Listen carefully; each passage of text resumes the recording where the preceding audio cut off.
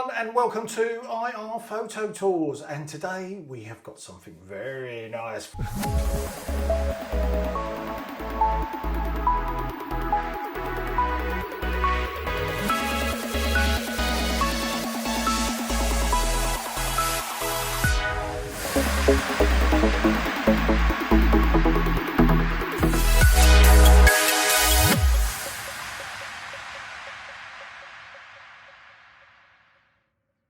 Can I ask you, please, if you like this channel, please subscribe down below, hit that bell notification. Thank you very much indeed.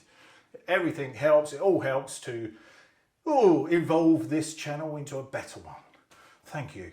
Right, moving on. What have we got for you today? What have we got for me, more importantly? Well, I can tell you now. Shall I bring it up slowly? Shall I do the grand reveal?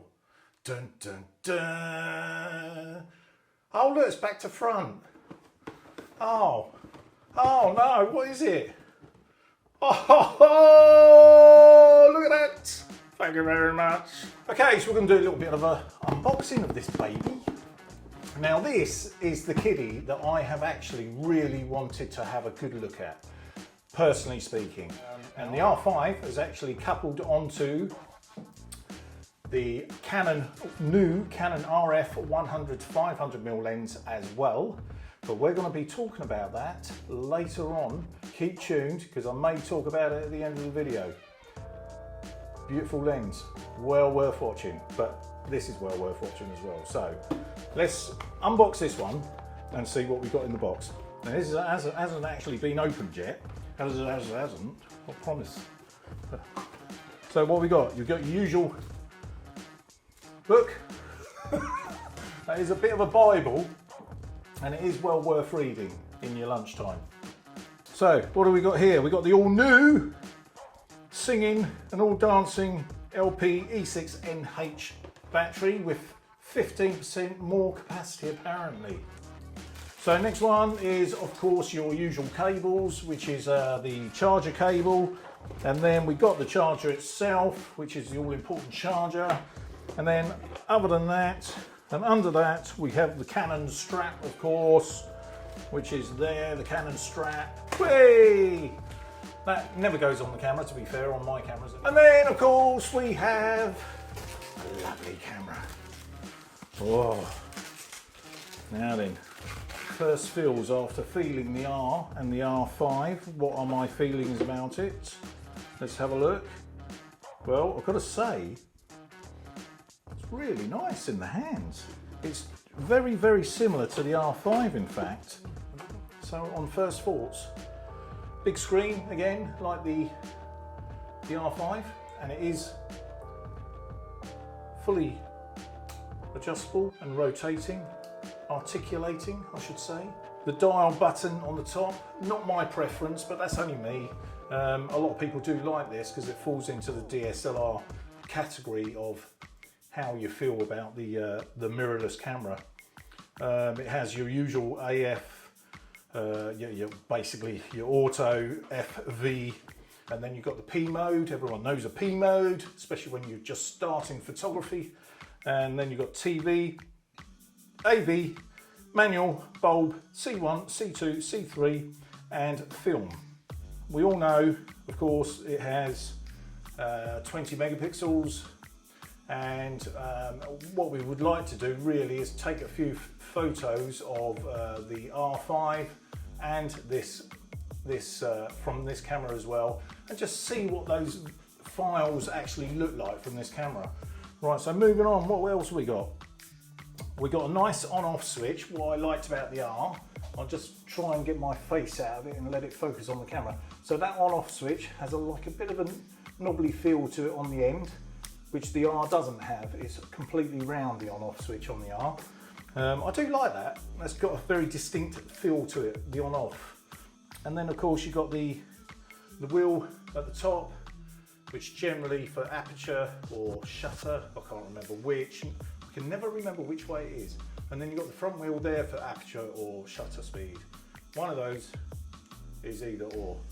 And then you've got the wheel on the back, which you can, your usual wheel on the back, which the R5 has and the R doesn't. And then of course you've got your set button in the middle. And then under there you've got your viewing of your video files or your pictures, whatever you like to shoot in. And then of course you've got the red on-off switch for your record mode, so it's instant record whether you're in the film or not. Right, just put the lens on. Here we have the 100 to 500mm Canon RF lens, which is the 4.5 to 7.1 aperture, and see what that's like, shall we? Right guys, so we're going to do something very interesting now, and the interesting bit being we are going to tether the camera to my screen here, which is my PlayStation screen. So if you see my PlayStation come on, don't worry about it, all right? These things have been happening all afternoon. We spent about an hour trying to tether this camera to the iMac, so we failed. So what we've done, just HDMI'd it straight to the TV, best way possible. Anyway, moving on, because it's been a long day, the things I do for you guys. Anyway, moving on, we're going to go into the menus of the R6, okay, and then we're going to go outside and shoot a few shots of Dougal and put the files up as well onto there, okay, so we've got to move on. Okay, so we're going to briefly go through the menu. It's not going to be in depth, but I just want to show you what the menu is on the Canon EOS R6. So in menu 1, which is your red menu, image quality. So we've got the image quality. Now this has come straight out of the box. So this is the kind of thing that I would do with my camera if I was to take it straight out of the box and set it up to how I want it set up, okay? As a photographer, not as a videographer. So we're in camera mode on the camera, not video mode, and this is the start. This is number 1, image quality. Image quality I would put into RAW at the top. To do that, note there's a wheel on the top, and you can go into the JPEG section for that, and if you want JPEG and RAW, you can either go to large or go all the way to small. I don't know anyone that would want to use small with a 20 megapixel camera. I certainly wouldn't. So I'd go into large JPEG. The wheel on the front will then go to RAW. Now C-RAW is a smaller version of RAW. Again, not the sort of thing I would use personally, because I want all the gloriousness I can get from the camera. So RAW and JPEG, okay? So that's that. So that's firstly what I would set up on that. So going back to the menu, moving on to crop aspect ratio.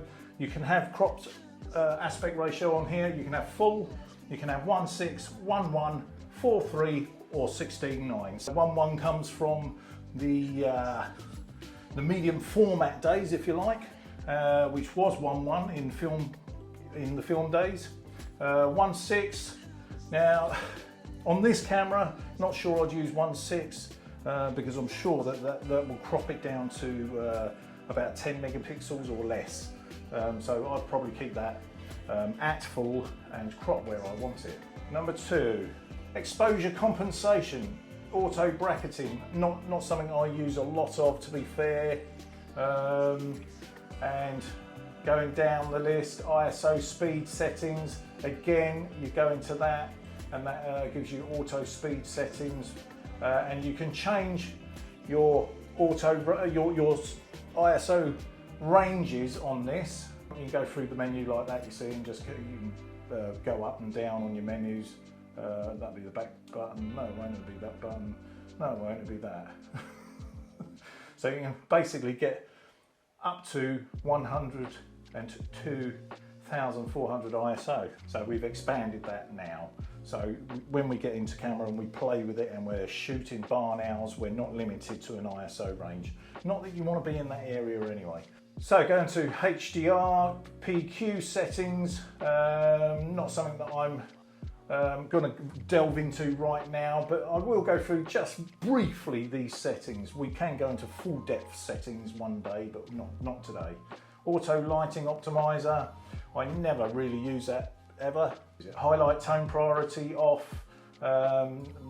Again, not something I really use with photography. Anti-flicker shoot, again, not something I use with photography. I think that's down to more video and anti-flicker with lights and stuff like that. External speed light control. If you're doing a lot of portrait stuff, this will interest you. So flash firing and what have you. Sorry about that. So flash firing, enable, ETTL balance standard, ETTL2 metering, continuous flash control with ETTL each shot, slow synchro, flash function settings, flash CFN settings, and you can clear all your settings at the end. White balance, auto white balance, you can go onto that and choose any white balance you like. Go up to Kelvin. Now if you do portrait or you do video, the Kelvin mode is quite an important mode. For example, I've got a nice blue light there. You can go up and down with your Kelvin. So that Kelvin mode would be very low. That's very blue. So you could match that with your video and get your colours right. So that's the white balance, and then you've got custom white balance. Custom white balance, if you don't know, is where you can choose a particular white balance. It's good for infrared photography, where you would shoot like the grass green to get your colours bang on with the IR photos. I love that word, IR photos. It's nearly like IR photo tours. But moving on. White balance shift. Not so much on the white balance shift. I don't need to go on. Color space sRGB. Now, do we go Adobe RGB or do we go sRGB? What is your opinion, Dave? What's the biggest color? What's got most color? Sorry. Adobe RGB. Correct. So Adobe RGB it is. Picture style standard. Well, generally this it would be for the JPEG side of things really. So it doesn't really interest me. And if I was going to do it anyway, I'll put it on neutral and leave it on there. Clarity, yeah, leave it in the middle. Clarity. Why would you mess about with that if you're in RAW again?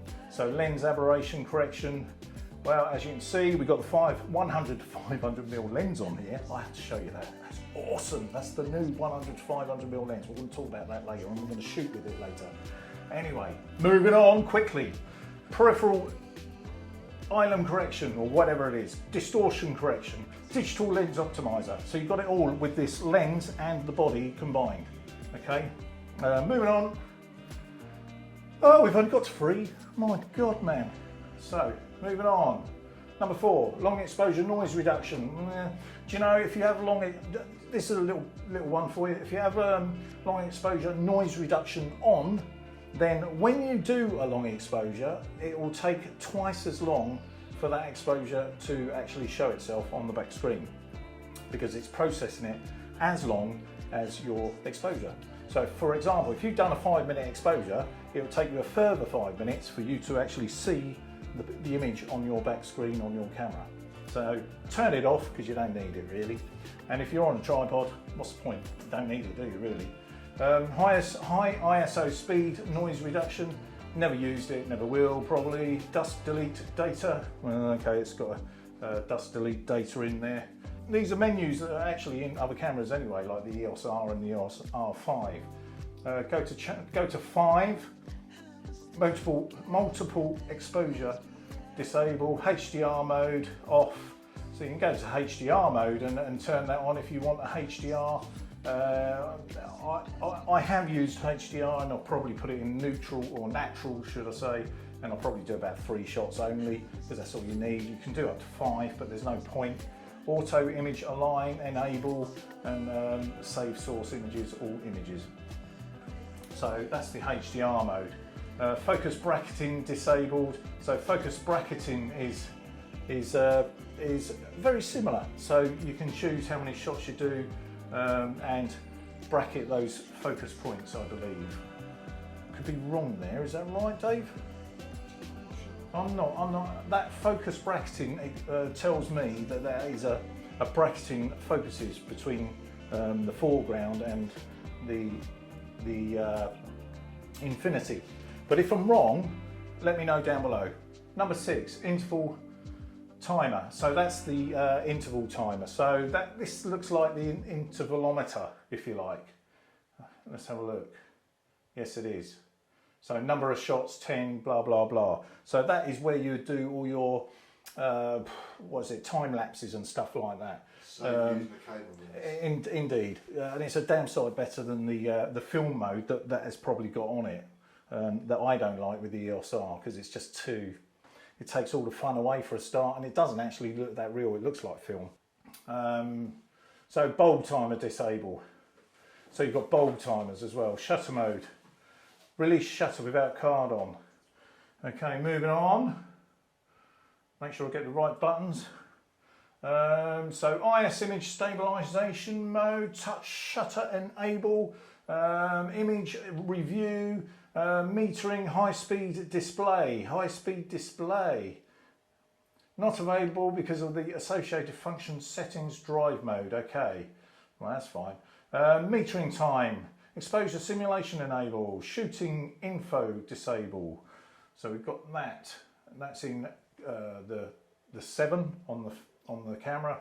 Now the nice thing about Canon, and what I like about Canon, is it's very, very simple to go through the functions.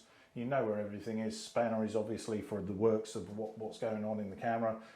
Obviously that's the symbol for Wi-Fi, and so you can go to that symbol there and connect your camera to Wi-Fi and Bluetooth.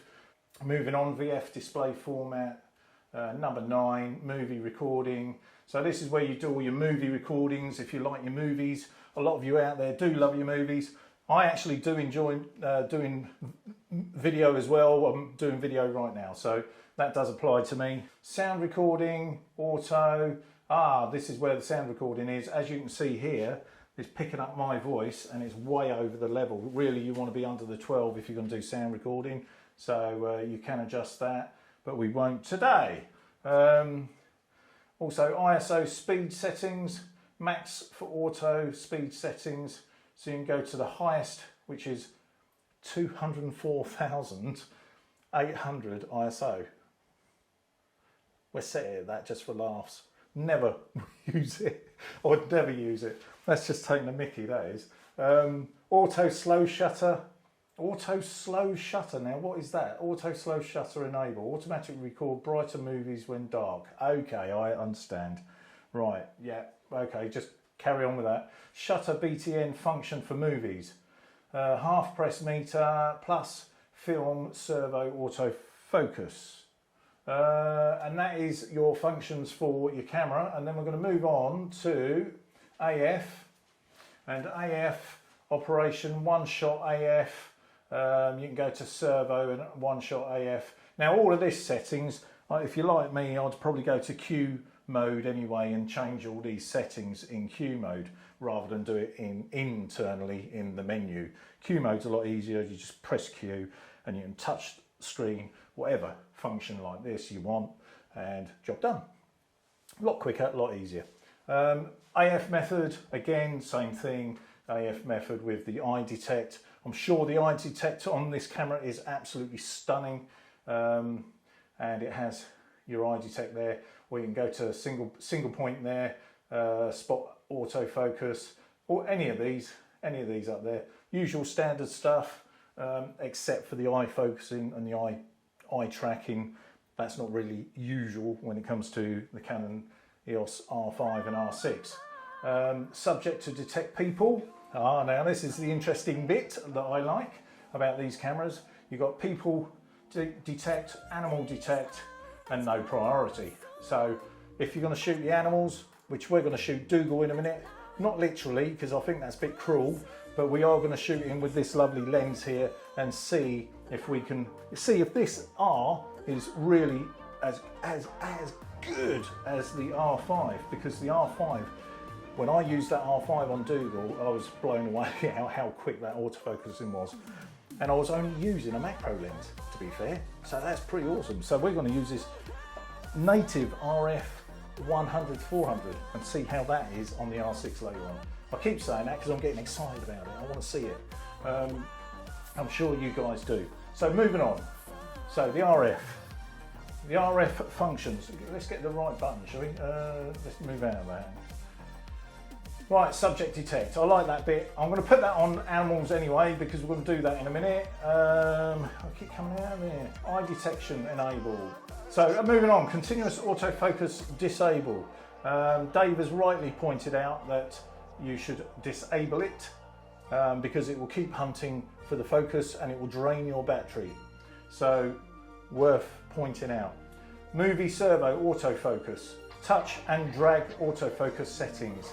Okay, so you've got touch and drag, so that's probably about the back screen, and you can touch and drag your back screen. MF peaking settings, what the hell is that? Very handy when you're in manual focus, can you set it to red, so when it glows red, you are in focus. Well done! Something I use for landscape photography, and I'm only saying that, yes, it is very handy, extremely handy. It's also very, very handy for macro photography, landscape photography, anything that desires a manual focus. Focus guide, well, focus guide is off. You can have it set on, it's up to you. Autofocus assist beam firing on, not necessary. Focus guide on. Right, moving on to number 3. So these are all your cases, okay? So case 1 being versatile multi-purpose settings. So these are all your case modes. These are the ones where you're set to how you want them set for the speediest settings that you can for certain subjects, like motorsport, like anything that's moving sideways, anything that's moving forward. So what we're going to do is just press info on your camera, which is between the eye thing there and your Q button, the info button, and that will tell you exactly what those particular scenarios do. So if you read that on the back, that saves me time telling you. Go on to number 4 then, lens electronic manual focus. One shot autofocus release prior. Switching tracked subjects. Okay, so we can go onto there and adjust for switching tracked subjects, for example. We can make it disable it or enable it. So moving back. Lens drive when autofocus impossible. Lens drive when autofocus impossible. Yeah, okay. So basically the camera won't shoot until it has a lock on the autofocus. Not that you need it on this camera, to be fair. So anyway, might as well leave that off. Limit autofocus methods. Autofocus method selection control. Orientation linked autofocus. Then going on to 5. Initial servo autofocus point for face and eye detect. So basically these are all settings that day to day, doing photography, stuff like that, I probably wouldn't mess with, just leave them where they are. Focus ring rotation, again, that's either way, you control it either way, it's pretty self-explanatory. RF lens, manual focus ring sensitivity, and sensitivity autofocus point select. Okay, so that's the AF section done. And then we go on to the blue section, which is the arrow. And we have protect images, erase images, rotate stills, change movie rotation, info, rotate image copy. So they're all your standard stuff. If you know Canon, that's pretty standard really. Go into number 2, print order, photo book setup. These are all settings that I probably, well, I don't even use, to be honest. Raw image processing, resize, cropping, HEIF and JPEG conversion. For slideshow, set images, it's all about your what you've already captured. That's what this blue section's about. These are all things that you're probably not use much anyway, other than magnification approximately is 2 times. Now if we set that to say 10 times, then when you take your shot, you'll look in the viewfinder, take the shot, and that'll come up 10 times, and then you'll see a really sharp image hopefully, or not a sharp image. That way you can actually determine whether you have to take the shot again. or change your settings. Image jump, or 10 times, 10 times. You want it on 1, so let's just put it on 1, because that bugs me with the R, that you sometimes you choose the wrong wheel and you get the 10 times and you're like, oh God, got to go all the way back. But anyway, switch disable, rate button function, so you rate your rate button function. Never used it. Right, moving on to 5, playback information display, highlight alert disabled.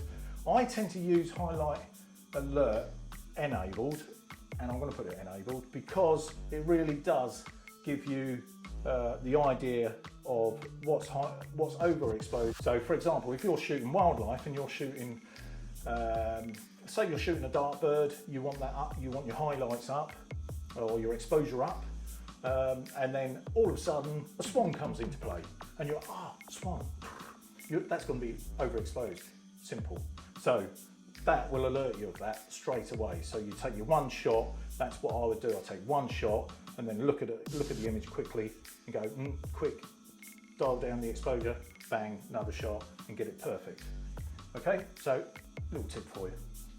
Auto focus disable, auto focus point display. You enable that because then you know where your autofocus is. You'll see how accurate this camera is. Playback grid, I don't tend to have one on. It's very distracting. It's very good if you're new to photography and you, for example, you want to do landscapes and it gives you the thirds, okay? So it's very good if you're very new to photography, and that's all I'll say. And I tend to leave it off. Movie play count, record time, HDMI, HDR output off. Well, that's to do with exactly that. So don't even touch that, there's no need. And then we move on to the Wi-Fi. So connecting your camera to the Wi-Fi. If you've done it before, great. If not, then I'll do another video on this because I can do that on the R. Okay, so we'll go through Wi-Fi and Bluetooth connections one day. Okay, but not today because time is getting on. Aeroplane mode. Aeroplane mode, is that where you chuck your camera when you got frustrated? No. Aeroplane mode is exactly what it says when you're on an aeroplane. So, you know, not to worry. It's not something for us at the moment, especially in the situation we have currently. Wi-Fi settings disabled. Okay, we would enable them, but we're not going to do it today. Like I said, that's another video. Bluetooth settings disabled. Nickname. You can choose your name for your camera as well, and it's EOS R6 FO2487. But we don't need to worry about it. We can change it, so you can change your camera name, and that's a good thing actually for when you're doing Wi-Fi or Bluetooth, so you can instantly recognise, oh, that is my camera, because there may be other cameras around the area, and that might be trying to connect to those other cameras, and then you'll get confused. So GPS device settings, image transfer. Obviously, image transfer says what it says in the tin. So this is all to do with Wi-Fi and Bluetooth. So that'll probably be down to Bluetooth transferring images over Bluetooth and Wi-Fi. Next one, reset communication settings. So that's that one. So that's the purple one. So here we are on spanner. Spanner seems always interests me, the spanner. It seems like something's broken, you know. You've got to fix it. Record function, card folder selection. File numbering continuous, file name, format card. Well, we all know the format card in this particular area of the settings and the menu. So format card is there, and you can press that and you can format both cards if you wish to, whatever one you want, wherever you want. There's nothing on the cards at the moment. Auto rotate, so you can auto rotate, which we're not going to do because that'll really mess everything up. Add rotate info disabled, date, time zone, blah blah blah, and moving on. Number 2, language, English, video, PAL. So just stick it on PAL. It's not worth it. I mean, I upload to YouTube anyway, so PAL's fine. The other, what is it? I can't think now, but NTSC. That's it. That's just another format. It's generally American and European. So there you go. Help text size, small, medium, large. Depends. The thing, yeah, that makes me laugh because, you know, if you're practically blind, what you're doing photography. Maybe I shouldn't say that, but look at me. So I probably want that big, especially for seeing my images. No wonder they're rubbish lately. There you go. So anyway, moving on. Beep touch, so you can have it on a beep touch, so you can hear what you're doing. Handy, I suppose, if you like you say, you can't really see very well. But I kind of think it's a bit weird, isn't it? If you're going to put something like that in a camera, okay, yeah. Don't you need your eyes for photography? Headphone volume. Okay, so it's got a headphone jack. Righto. So that'd probably be quite handy for something. Probably for video more than anything. Power saving. Eco mode. So you can have eco mode. And not sure I would use that anyway, to be fair. Is that something you use, Dave? Eco mode? I've got it on. You've got it on? Power saving, I've got it on. So that's eco mode. Saves the battery. Fair enough. So it saves the battery. So I don't know what the battery's life is like on these cameras anyway, being new to them. So what are they like? They're okay, but I'm not. You're not impressed? 90%, no. No? Okay. So yeah, that's milliamp hours anyway. It's to do with milliamp hours, and Canon do their own milliamp hours. But if you get a secondary battery or you get a battery grip, you can have two batteries on that. It'll last a little longer, won't it? Okay. So moving on, free. Screen viewfinder display auto. If we go into there, we can have auto switching viewfinder screen. Well, that's quite important really, because this is where if I was to cover my hand over the sensor of the eyepiece, that tends to turn the screen off. Now, if you don't want that to happen, then you can basically choose whatever one you want. So, for example, if you wanted viewfinder because that's all you want, because that's what you're doing for wildlife and sport, for example, and you don't want the back screen on or interfering with your speed of transfer rates and what have you, then that is well worth putting on. Okay, so there's that. And the screen, of course, if you're doing landscape, then you want your screen. So live view. Okay, just a very quick one there. Moving on. Brightness. This is all to do with the back screen. It's all standard stuff. Fine tune, yeah. So moving on. And HDMI resolution, auto, control, standard, multifunction lock, shutter at shutdown, sensor cleaning. So that obviously it shuts down and then the sensor gets cleaned. Okay, so reset camera on number 5. Custom shoot mode C1 to C3. So you can basically set your custom modes. For example, if you tend to have quite a few genres of photography that you really enjoy, like landscape. Landscape is a completely different setting to wildlife or sport. So therefore you could set that C1 up for landscape settings, for example, albeit very vague anyway, because they'll just give you a roundabout figure of where you need to be, and then you can adjust from that. And then wildlife, you'd set it up for wildlife as well, for example. But again, it's very vague considering the environment that you're in. Okay, so battery info. Well, that gives you the battery info. Copyright information, you can add into your copyright information there. You can put author's name, enter copyright details and what have you. Manual software, URL, certification logo display, and firmware is version 1 at the moment. Because this is a brand new camera, I believe there is a new firmware version out for this. And this obviously needs to be updated to that. The EOS R has a firmware version out as well. So yeah, I'm sure there'll be many more. But moving on. And then we get into the orange area. I'm not sure whether that is orange, but it's meant to, I presume it is. So we go to exposure level increments, ISO speed setting increments, speeds from meter in ISO, bracketing auto cancel, bracketing sequence. What did I just do there? Oh, there you go. Number of bracketed shots, safety shifts. So this is quite an interesting menu as well. So it shows you different areas of where you want to be there. Same exposure for new aperture off, AE lock meter mode after focus, set shutter speed range, set aperture range. Okay, so this is, again, I kind of think that this is another video really just to delve in deeper into the I call this the deep menu really, because it is quite a deep menu. There's a lot of things in there that a lot of people don't understand, so more in depth on another video with that.